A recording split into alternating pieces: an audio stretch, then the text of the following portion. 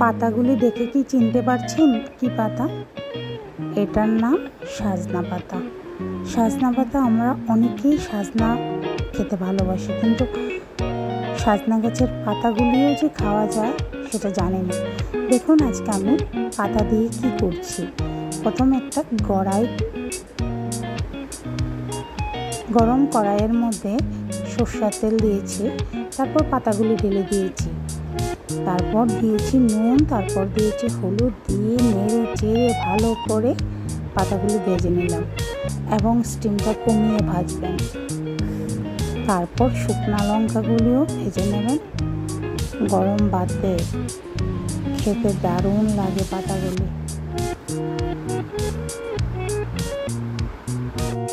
সঙ্গে তার ঔষধি উপকারিতাও রয়েছে অনেকগুলি। তো অবশ্যই সাজনা পাতা ভেজে আপনারা বাড়িতে এইভাবে বানিয়ে খেয়ে দেখবেন গরম ভাতের সাথে, নিশ্চয়ই ভালো লাগবে। ভালো লাগলে অবশ্যই একটা কমেন্ট করে জানাবেন। দেখা হচ্ছে নতুন কোনো ভিডিওর সাথে।